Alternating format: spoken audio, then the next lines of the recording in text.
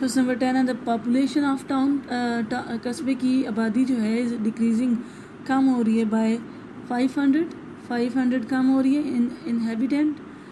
इसी तरह से ईच ईयर हर साल एक एट्थ पॉपुलेशन अगर इसकी पॉपुलेशन एट द बिगिनिंग शुरू में ऑफ 1960 की शुरू में वास कितनी थी 20,135 थी।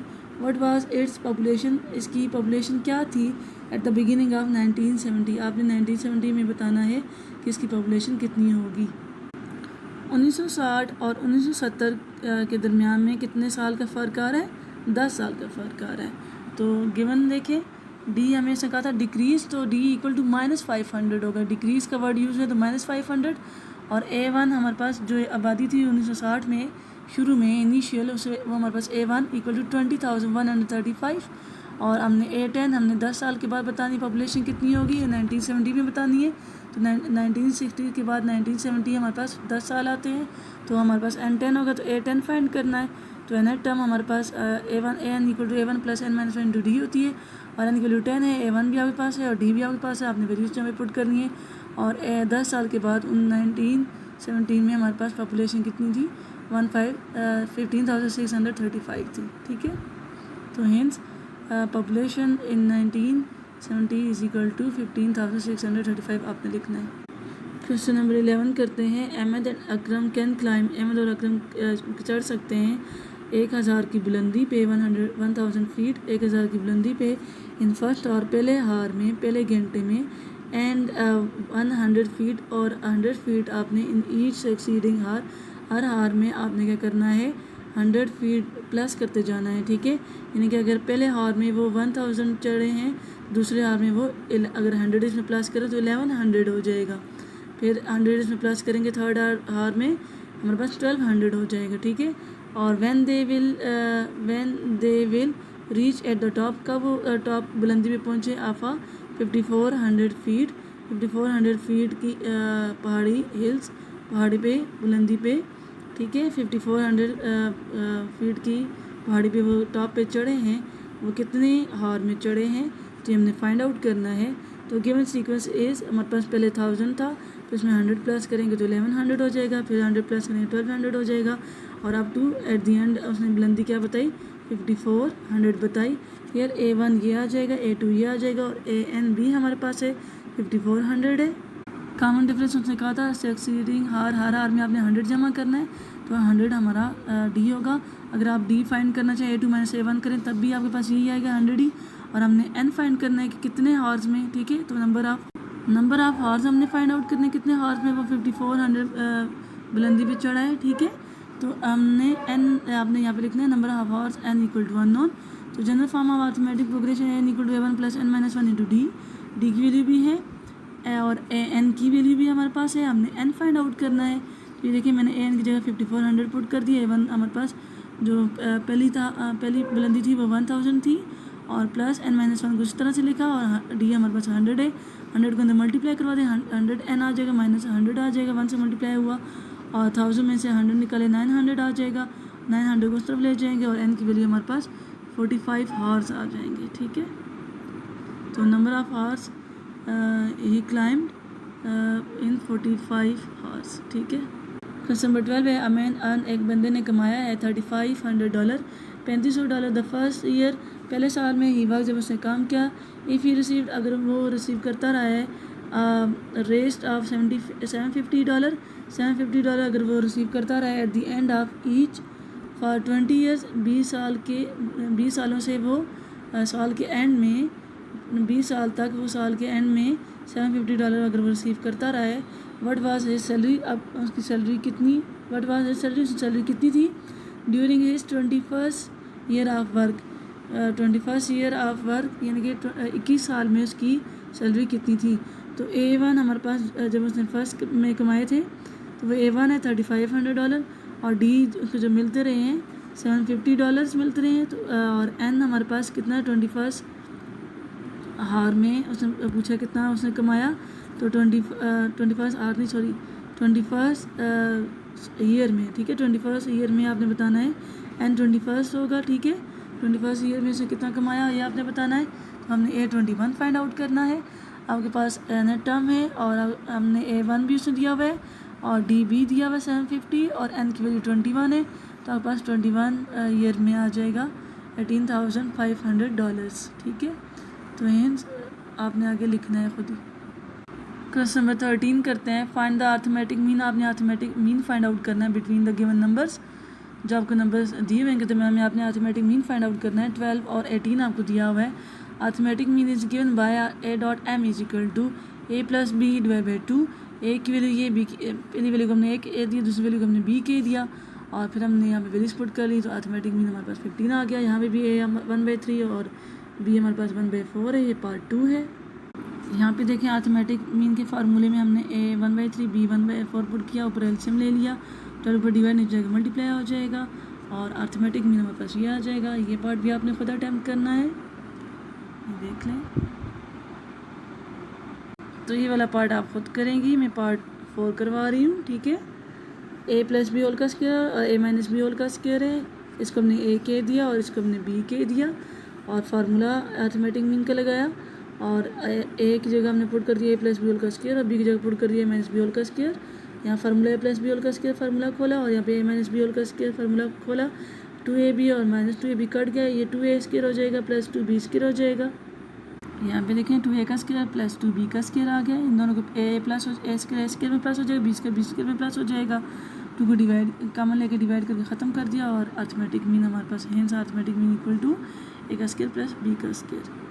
क्वेश्चन नंबर 14 है। क्वेश्चन नंबर 14 है, इंसर्ट आपने डालना है 3 अर्थमेटिक मीन, 3 अर्थमेटिक मीन डालने हैं बिटवीन 6 एंड 41, 6 और 41 के दरमियान में। तो ये आप खुद करेंगी, मैं अगला पार्ट करवाऊंगी, मैं अगला पार्ट कराऊंगी तो ये वाला आप खुद कर लेंगी, ठीक है। देखें ये सारा आपने खुद करना है, तो ये देखें आपने खुद करना है ये वाला पार्ट। और क्वेश्चन नंबर 2 देखें, पार्ट नंबर 2 देखें।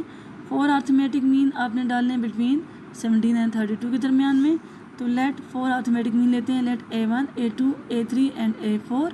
4 अर्थमेटिक मीन हमने ले ली बी द अर्थमेटिक मीन, ये अर्थमेटिक मीन है बिटवीन 17 एंड 32, 17 और 32 के दरमियान में।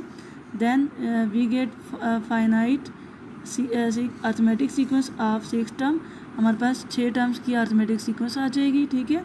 अब हेयर A1 हमारे पास 17 है और लास्ट टर्म हमारे पास B है, इसको A और B कहेंगे हम। B हमारे पास 32 है और n टोटल नंबर कितने हमारे पास 1 2 3 4 5 6, टोटल नंबर ऑफ टर्म्स 6 हैं, ठीक है। General form of arithmetic progression is n equal to A1 plus n minus 1 into D. Putting values n हम 6 पुट करेंगे तो A 6 आ जाएगा और A1 17 डाल दिया और 6 माइनस 1 इंटू डी और यहाँ पे A 6 हमारे पास 30 टर्म क्या है 32 है, 32 डाल देंगे। यहाँ से डी फाइंड आउट करेंगे, हमारे पास डी नहीं है, इस वजह से हमने ये n इक्वल टू 6 पुट किया है, तो डी हमारे पास 3 आ जाएगा, ठीक है।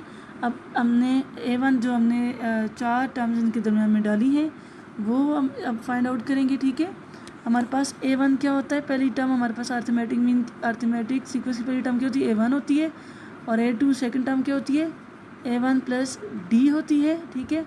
और थर्ड टर्म क्या होती है A1 प्लस 2D होती है, ठीक है, इस तरह से। तो यहाँ पे देखें अब फर्स्ट टर्म तो हमारे पास मौजूद है, फर्स्ट टर्म तो हमारे पास A1 17 है, ठीक है। और अब ये हमारे पास ये देखें ये फर्स्ट टर्म आती है उस लिहाज से और ये सेकंड टर्म है लेकिन नाम A1 है, ठीक है। तो यहाँ पे A1 यहाँ पे यानी कि सेकंड टर्म आए, यहाँ पे देखें इस सीक्वेंस में पहली टर्म 17 आ रही है, ये A1 है और ये A2 है और ये A3 है, ये A4 है, ये A5 और ये A6 है, ठीक है। तो यहाँ पे A1 होता है इक्वल टू 17 और A2 क्या होगा, यहाँ पे A1 A2 के लिहाज से यूज़ हो रहा है। ये देखें यहाँ पे ये देखिए A2 लिखा हुआ है, A2 इक्वल टू A1 है और A2 हमारे पास क्या होता है A1 प्लस डी होता है, तो हम A की वैल्यू और D की वैल्यू पुट करेंगे, A1 आ जाएगी, ठीक है। अब A2 हमारे पास यानी कि यहाँ पे A2 हमारे पास A3 थर्ड टर्म है, तो A3 हमारे पास क्या होता है A प्लस 2D होता है और हमने A और D की वैल्यू पुट कर दी, तो A3 हमारे पास 23 आ गई। और यहाँ पे देखें A4, यहाँ पे आप ये देख लें ये A2 है, ये A3 है और ये A4 है। A4 हमारे पास A प्लस 3D होता है, तो यहाँ पे टर्म का नाम A3 है और हम A3 की वैल्यू 26 आ जाएगी और A4 है लेकिन टर्म हमारे पास A5 है, तो A5 हमारे पास A प्लस 4D होता है और ए और डी की वैल्यू पुट करेंगे। और सो जो हमने चार टर्म्स जो ली थी A1 A2 A3 और A4, चार जो टर्म्स ली थी अर्थमेटिक, वो हमारे पास क्या आई है 20, 23, 26 और 29। ठीक है। क्वेश्चन नंबर 15 है very important question. For what value of n की क्या वैल्यू होगी a power n plus 1 plus b power n plus 1 divide by a power n plus b power n is arithmetic mean between a and b। a और b के दरमियान में ये arithmetic mean है। ठीक है, तो आपने n की वैल्यू फाइंड आउट करनी है। ये क्वेश्चन बहुत ज़्यादा इंपॉर्टेंट है और बोर्ड में लाजमी आता है, तो आपने इसकी अच्छे से प्रिपरेशन करनी है। is a power n plus 1 plus b power n plus 1 divided by a power n plus b power n is arithmetic mean between a and b। तो अगर ये अर्थमेटिक मीन है बिटवीन a और b के, then arithmetic mean ये हमारे पास arithmetic mean होगा a dot m is equal to a power n plus 1 plus b power n plus 1 divide by a power n plus b power n। Equation 1 आ गई। As know that arithmetic mean हमारे पास क्या होता है a plus B divide by 2। तो arithmetic mean की जगह उसका फार्मूला पुट कर दिया, a plus B divide by 2 cross multiply करवाएंगे, ये 2 तो मल्टीप्लाई हो जाएगा और ये दो ब्रैकेट्स आपस में मल्टीप्लाई हो जाएंगे। a plus B into A power n plus B power n equal to 2 into ये ब्रैकेट आ जाएगी। ठीक है, a power n plus 1 plus B power n plus 1 आ जाएगा यहाँ पे। ठीक है, और उसके बाद आगे देखें, हमने दो ब्रैकेट्स को मल्टीप्लाई करवाया है। इस a को लेंगे, इस ब्रैकेट के साथ मल्टीप्लाई किया, और प्लस b को लिया, इस ब्रैकेट के साथ मल्टीप्लाई, प्लस 2 अंदर दोनों के साथ अलग अलग मैंने मल्टीप्लाई करवा दिया। अब ये a dot a power n हो जाएगा, ये a dot b power n हो जाएगा। ठीक है, और ये b dot a power n और ये b dot b power n हो जाएगा। ठीक है, इक्वल टू आगे ये टर्म उस तरह से लिखेंगे। अब यहाँ पे बेस सेम पावर ऐड हो जाएगी, तो a पावर n प्लस 1 हो जाएगी। यहाँ पे हमारे पास b पावर n, ये बेस सेम पावर ऐड हो जाएगी, b पावर n प्लस 1 हो जाएगी। और ये दो टर्म्स हम उस तरह से लिखेंगे, ये a पावर n प्लस 1 और ये b पावर n प्लस 1 आ जाएगा। ठीक है, और यहाँ पे a b पावर n ये आ गया, और यहाँ पे a n b। ठीक है, इक्वल टू ये टर्म उसी तरह से लिखेंगे। अब सब्ट्रैक्टिंग यहाँ पे क्या करेंगे, जिनके ऊपर a पावर n प्लस 1 है और b पावर n प्लस 1 है, इन दोनों टर्म्स को उस तरफ ले जाएंगे, ये प्लस और जाके माइनस हो जाएंगी। तो यहाँ पे क्या बच, ये दोनों उस तरफ चलेगी, यहाँ पे ये दो टर्म बच जाएंगी, a b पावर n और a n b is equal to ये टर्म उस तरह से लिखेंगे, 2a power n plus 1 plus 2b power n plus 1 minus 1, यहाँ पे minus a power n plus 1 और minus b power n plus 1। 2a power n plus 1 में से 1a पावर n प्लस 1 निकाली, तो यहाँ पे 1a पावर n प्लस 1 बच जाएगी। इस तरह से 2b पावर n प्लस 1 में से 1b पावर n प्लस 1 निकाली, तो b पावर n प्लस 1 बच जाएगी। ठीक है, अब सब्ट्रैक्ट करेंगे, b पावर n प्लस 1 को हम उस तरफ ले जाएंगे। ठीक है, तो यहाँ पे क्या बच जाएगा, यहाँ पे बच जाएगा a पावर n प्लस 1 बच जाएगा। ठीक है, और यहाँ पे a b पावर n उस तरह से लिखा और प्लस a n b उस तरह से लिखा, minus b power n plus 1 लिखा। ठीक है, अब हमने क्या करना है, जिनके a पे जो पावर है n, इस a पावर n प्लस 1 इन दो को इकट्ठा लिखना है। यहाँ पे b पे पावर n है और इधर b पे पावर n प्लस 1 है, इन दो टर्म्स को हमने इकट्ठा करना है, एक जगह पे करना है। ठीक है, तो इसलिए हम इसको उधर लेके गई हूँ। तो अब ये देखें, b पे पावर n है और यहाँ b पावर n प्लस 1 है, इन दो को इधर ही छोड़ेंगे, और a पावर n है और a पावर n प्लस 1 है, इसको उधर ले जाएंगे। तो ये देखें, a पावर n को हम दूसरी तरफ लेके जा रहे हैं, प्लस उधर जगह माइनस हो जाएगी। तो ये देखिए यहाँ पे क्या आ जाएगा, ये a पावर n और minus b power n plus 1 उस तरह से लिखे, equal to a power n plus 1 minus a power n into b। और यहाँ पे हमने क्या किया, इसको दोबारा खोल के लिखेंगे b पावर n प्लस 1 को, तो b पावर n और b पावर 1 लिख सकते हैं। इधर हम a पावर n प्लस 1 को खोल के लिखेंगे, a पावर n और a पावर 1 हो जाएगी। ठीक है, इन दो में से क्या कॉमन आ रहा है, इन दो में से हम क्या कॉमन लेंगे, b पावर n दोनों में से कॉमन है, यहाँ पे a पावर n दोनों में से कॉमन निकाल लेंगे। ये देखें, b पावर n दोनों में से कॉमन ले लिया और a पावर n दोनों में से कॉमन ले लिया, अंदर a माइनस बी बच गया, a माइनस बी बच के दोनों तरफ काट के ख़त्म कर देंगे, डिवाइड करके ख़त्म कर देंगे। यहाँ पे b पावर n को डिवाइड कर देंगे, इस तरफ मल्टीप्लाई उस तरफ जाकर डिवाइड हो जाएगा, a power n divide by b power n हो जाएगा। ठीक है, b power n divide by a power n हो जाएगा। और यहाँ पे आपने a पावर n को नहीं, b पावर n को दोनों तरफ डिवाइड करके ख़त्म करना है। b पावर n इधर डिवाइड के b पावर n ये कट जाएगा, और यहाँ पे a पावर n के नीचे b पावर n को डिवाइड कर दिया, तो a power n divide by b power n equal to 1, यहाँ पे कट के 1 आ गया। ठीक है, अब a डिवाइड बाई b दोनों पे एक जैसी पावर है, ये दोनों डिवाइड हो रहे हैं, तो होल पे पावर n डाल देंगे। यहाँ पे 1 है, 1 की जगह हम लिख सकते हैं a by b whole power 0, 6 power 0 1 की इक्वल ही आता है। तो बेसिस एक जैसी हों, दरमियान में इक्वल हो, तो उनकी पावर सिर्फ लिखी जाती है, n इक्वल टू 0 आ जाएगा। हमने n फाइंड करना था, n इक्वल टू 0 आ गया। वेरिफिकेशन अगर आप करना चाहें a by B whole power n is equal to 1 और n आप अगर 0 पुट करेंगे तो a by B whole power 0 equal to 1, किसी की पावर 0 इक्वल टू 1 होती है, 1 equal to 1 left hand side equal to right hand side आ जाएगी। 16वां क्वेश्चन करते हैं। इंसर्ट 5 अर्थमेटिक मीन, आपने 5 अर्थमेटिक मीन डालने हैं बिटवीन 5 एंड 8, जैसे मैंने पहले आपको करवाया था a1 a2 a3 और a4 और a5 आपने डालना है बिटवीन 5 एंड 8 और शो दैट फिर आपने शो करना है देयर सम इज़ 5 टाइम्स, जो आपके पास टर्म्स आ जाएंगी 5 से लेकर 8 तक जो टर्म आप दरमियान में डालेंगे वो सारी टर्म्स जब आप प्लस करेंगी तो इस 5 टाइम्स वो 5 टाइम मल्टीप्लाई हो रहा होगा अर्थमेटिक मीन, यानी कि 5 times of arithmetic mean 5 into arithmetic mean, यानी कि 5 टाइम अर्थमेटिक मीन की इक्वल होगा बिटवीन 5 एंड 8, 5 और 8 के दरमियान में। लेट a1 a2 a3 और a4 a5 हमने with 5 arithmetic mean between 5 and 8 ले लिया हमने। ये 5 अर्थमेटिक मीन जब आप 5 और 8 के दरमियान में डालेंगे तो हमारे पास 7 टर्म की अर्थमेटिक सीक्वेंस बन जाएगी। ये देखिए 1 2 3 4 5 6 7 आ जाएगी, ठीक है। a1 हमारे पास 5 आ जाएगा और b हमारे पास यहाँ पे 8 आ जाएगी, यानी कि a7 हमारे पास 8 आ जाएगा, ठीक है। General term of arithmetic progression is equal to n equal to 7 put करेंगे, a7 equal to n 7 put किया, a1 हमने 5 पुट किया, d फाइंड आउट करते हैं यहाँ से। तो a7 हमारे पास कितना है 8 है, तो a7 की जगह 8 पुट करेंगे तो d आ जाएगा, d इक्वल टू 1/2 आ जाएगा। इस तरह से फिर a1 यानी कि a1 हमारे पास ये सेकंड टर्म है, तो a1 a2 है तो a2 equal to a1 plus d होता है, तो a और d की वैल्यू पुट करेंगे। उसी तरह से आपने करना है आगे खुद ही। ये देखिए a2 इस तरह से आपने फिर फाइंड आउट करना है जैसे मैंने पहले आपको बताया, फिर a3 फिर a4 और फिर a5। एट दी एंड आपके पास जो 5 आपने अर्थमेटिक मीन लिए थे तो उनकी वैल्यूज आपने ये लिखनी है, ठीक है। कंडीशन क्या है, कंडीशन की हेडिंग देंगे sum of sequence is 5 times of arithmetic mean, यानी कि 5 multiply by arithmetic mean between 5 and 8, 5 और 8 के दरमियान में। तो पहले हम सम करते हैं, यानी कि इन टर्म्स को प्लस करते हैं, a1 plus a2 plus a3 plus a4 plus a5, इनको हम प्लस करते हैं तो इनकी वैल्यूज़ को प्लस करेंगे, इनकी वैल्यूज़ हमने लिखी उनको प्लस करते हैं, एलसीएम लिया, ठीक है, और 65/2 हो गया और इनका सम हमारे पास 32.5 आ गया। नाउ अकॉर्डिंग टू कंडीशन के मुताबिक sum of sequence is equal to 5 times of arithmetic mean. तो सम ऑफ सीक्वेंस हमारे पास क्या है, a1 plus a2 plus a3 plus a4 plus a5 equal to 5 into arithmetic mean का formula लिखा, a plus b divide by 2, a की value हमारे पास क्या थी 5 थी और b की वैल्यू 8 थी और 5 प्लस 8 पुट कर दिया, ठीक है।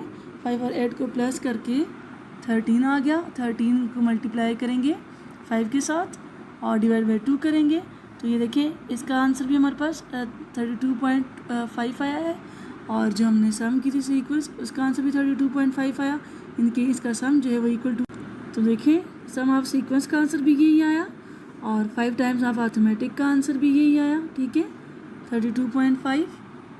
तो इसका मतलब है कि ये सम ऑफ जो सीक्वेंस है इज इक्वल टू है 5 टाइम्स ऑफ अर्थमेटिक प्रोग्रेशन के, ठीक है, क्योंकि दोनों की वैल्यूज इक्वल आई हैं।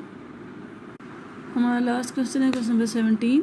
There are n arithmetic mean आपने डालने हैं बिटवीन 5 एंड 32, 5 और 32 के दरमियान में, such that ratio of third and 7 term, third और 7 टर्म का जो रेशो है वो हमारे पास 7:13 है। फाइंड वैल्यू ऑफ एन, आपने एन की वैल्यू फाइंड आउट करनी है। लेट a1 a2 और a3 up to an be the arithmetic mean between 5 and 32, then we get finite arithmetic sequence. ये देखें 5 और 32 के दरमियान में मैंने n तक अर्थमेटिक मीन डाले हैं, a1 a2 a3 up to an और हेयर a1 हमारे पास 5 है और n हमारे पास, ठीक है, यहाँ पे n हमारे पास क्या है n प्लस 2 होगा, यानी कि an प्लस 2 ये an है और ये an प्लस 2 टर्म हमारे पास 32 है। General form arithmetic progression is equal to an equal to a1 plus n minus 1 into d। n हमारे पास n प्लस 2 पुट करेंगे और a1 हम 5 पुट करेंगे, तो ये देखिए n हमने n प्लस 2 पुट किया, हमने a1 उसी तरह a1 हमने 5 पुट किया और यहाँ पे n माइनस 1, n की जगह n प्लस 2 और माइनस 1, 2 माइनस 1 यानी कि प्लस 1 हो गया, n प्लस 1 इंटू डी आ गया और 5 को तरफ ले जाएंगे, यहाँ से d की वैल्यू निकालेंगे, ठीक है। d के साथ n प्लस 1 को डिवाइड करके ख़त्म कर देंगे तो d equal to 27 divide by n plus 1। अब ये देखें हमारे पास n यहाँ पे अननोन है, n को फाइंड करने के लिए इस इक्वेशन 1 को भी हम इसको इक्वेशन 1 का नाम देंगे। तो कंडीशन को लेते हैं third and the ratio third and 7 term is 7:13, third term हमारे पास a3 है, ठीक है। इस सीक्वेंस के मुताबिक हमारे पास फर्स्ट टर्म a1 है, A1 इक्वल टू A1 होता है और सेकंड टर्म A2 A1 है, ठीक है।